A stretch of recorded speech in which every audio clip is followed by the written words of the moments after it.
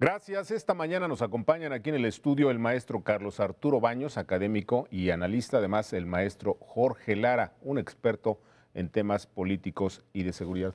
Maestro, bienvenido. Muy buen buenos días, Ricardo. Maestro, Buenos días, Ricardo. A propósito, maestro Lara, pues el tema de Nestora Salgado, esta mujer que presuntamente es secuestradora, que tiene varios procesos penales en su contra, que quedó en libertad por supuestamente pues que no se hizo correctamente el procedimiento para detenerla. ¿Qué decimos? ¿Cómo es posible que una persona con todo este historial, con varias cuentas pendientes con la justicia, sea candidata y no pase nada? Ricardo, como dice el dicho, la culpa no tiene el indio, sino quien lo hace, compadre. En este caso, la responsabilidad absoluta de designar, porque fue una designación, no fue una elección, no fue un proceso electivo, no fue una consulta, fue una designación directa de dedazo de López Obrador, de esta persona que no tiene credenciales éticas para poder ejercer el cargo de senadora, porque una cuestión es el respeto a su presunción de inocencia, como lo tenemos cualquiera, y otra cosa es tener credenciales para postularse a un cargo tan importante, tan delicado y que va a definir tantas cosas en la vida pública. La responsabilidad no es de ella, es de López Obrador. No solamente está el tema de que no es cierto que se haya resuelto su situación jurídico-penal. También ayer Héctor de Mauleón documenta perfectamente su vocación como violadora de derechos humanos. La Comisión de Derechos Humanos. Y la propia Comisión de Derechos Humanos lo ratifica. Ya lo ha señalado. Entonces me parece que hay estándar para reprobar absolutamente esta candidatura. Pero insisto, no es responsabilidad de ella, es responsabilidad y hay que atribuírselo y reclamarle a López Obrador esta irresponsabilidad. Claro. Maestro Baños, ¿qué está ocurriendo? Hemos visto el caso de Nestora, hemos visto otros casos en Morelos, un criminal, en Guanajuato, un huachicolero. ¿Qué está pasando en la política y sobre todo en Morena, que parece que está recolectando al crimen organizado para convertirlo pues en diputados, senadores? Claro, Ricardo, aquí lo que hay que enfatizar es la doble moral y la hipocresía de Morena. ¿Por qué? Porque tratándose de sus candidatos, especialmente ahorita en el caso de Nestora y todos los demás, ahí sí apelan el principio de presunción de inocencia. Se vuelven unos constitucionalistas natos. Pero ¿qué pasa si se trata de otros candidatos? En el caso de Ricardo Anaya, que lo siguen culpando por un asunto de lavado de dinero cuando ni siquiera ha sido citado por la PGR como testigo, ni siquiera como testigo. Hay indicios, sí, muy bien, pero ni siquiera se ha ejercido acción penal en su contra. ¿Y qué tal en el caso de todos los priistas?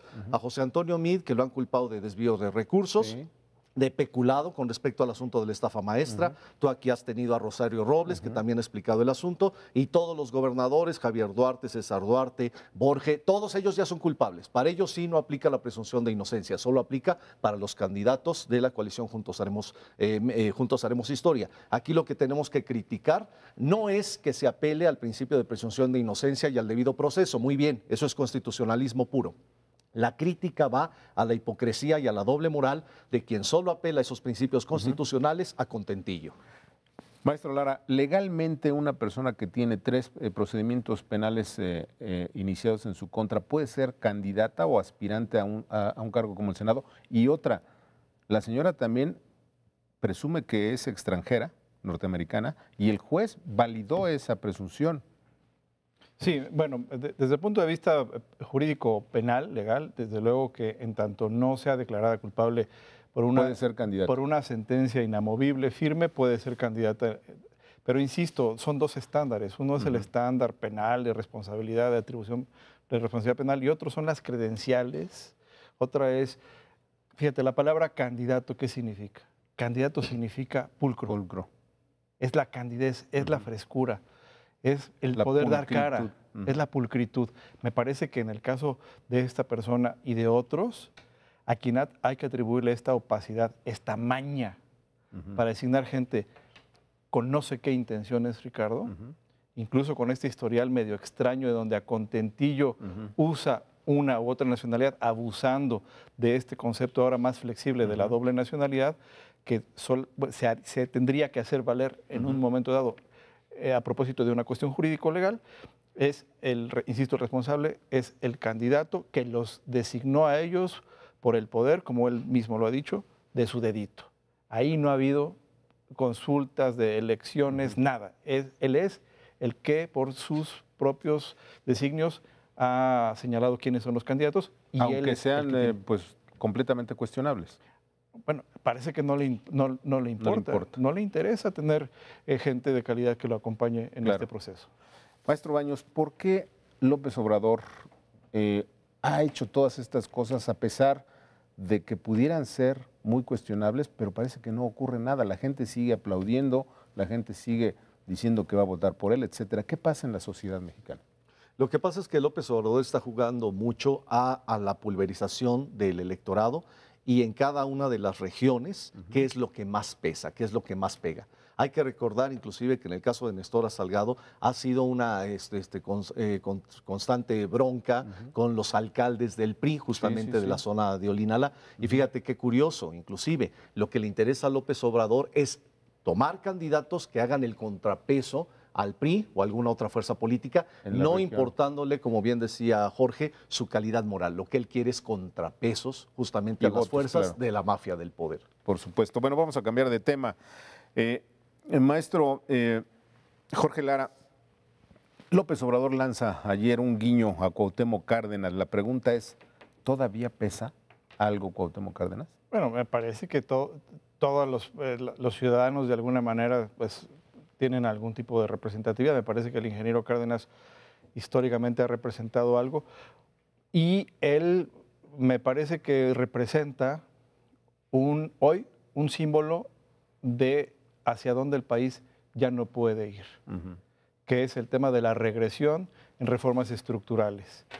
Si se llegase a concretar lo que el ingeniero Cárdenas está exigiendo para poder contar con su apoyo, y seguramente López Obrador dirá que él, ¿Qué es echar atrás la reforma que él lo firma, es energética? echar atrás la reforma energética. Bueno, yo quisiera saber la reacción de los inversionistas, la Claro. reacción de todas las empresas que ya están invirtiendo, que ya están generando empleos, que están generando competitividad en nuestro país, a ver cuál es la reacción a propósito de ser tan consecuentes, tan abiertos y tan tolerantes ante esta posibilidad de la candidatura y de la presidencia de López Claro. Obrador. Maestro Baños, ¿vale algo todavía Cuauhtémoc Cárdenas? Lo digo Mira, respetuosamente, sí, o sea, claro, no, claro, claro. No me interesa, no sé, hacer ninguna burla ni mucho menos, pero políticamente, electoralmente, ¿todavía vale algo? Mira, el ingeniero Cuauhtémoc Cárdenas ya se ganó un lugar en la historia de México por el papel fundamental que jugó para la transición a la democracia en México, eso sin duda. Pero hoy por hoy, el ingeniero Cárdenas ocupa un lugar como veterano de guerra. ¿Eso qué significa? Simbólicamente es importante, pero desde el punto de vista político electoral ya no.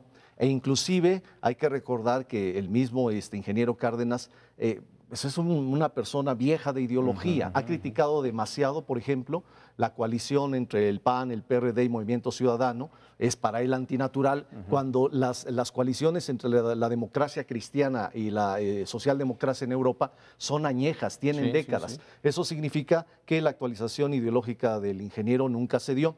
Y para finalizar, pues también tiene sus puntos negativos. Hay que recordar que todas las gubernaturas que estuvieron de Michoacán, que estuvieron bajo su manto, su grupo político, los Cárdenas Godoy, pues fue cuando más entró el crimen Claro. organizado en Michoacán. Entonces también tiene puntos negros. Claro. Hay que respetarlo como símbolo, pero política y electoralmente ya no pesa tanto. Muy bien. Vamos a cambiar de tema. En la Ciudad de México, maestro Jorge Lara, Mikel Arreola finalmente parece que destapa o saca la chistera y un conejo.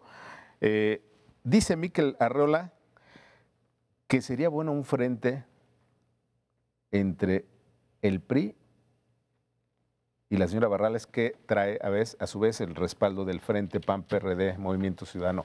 Se empieza a configurar algo que todos sabíamos que flotaba en el aire, pero que empieza a tener cierta gravedad ya a un mes de las elecciones. Bueno, hay que ver el planteamiento, si en efecto es un planteamiento que conlleve seriedad, que conlleve detalle, Posibilidad real.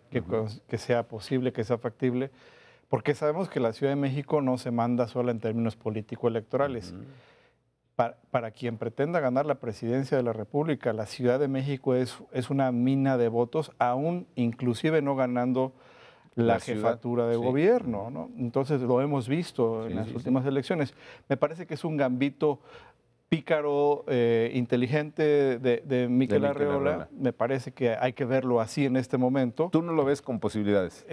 Bueno, es que si fuese solamente la elección de la Ciudad de México, sería bien interesante contrastarlo, ¿verdad? Exacto, pero sabemos que esta es una pieza en un ajedrez más complejo, claro, ¿no? En donde, bueno, pues habría entonces que a ver si se da el yo te doy y tú me das en otros escenarios, claro, como por ejemplo la presidencia de la República. Claro, por supuesto.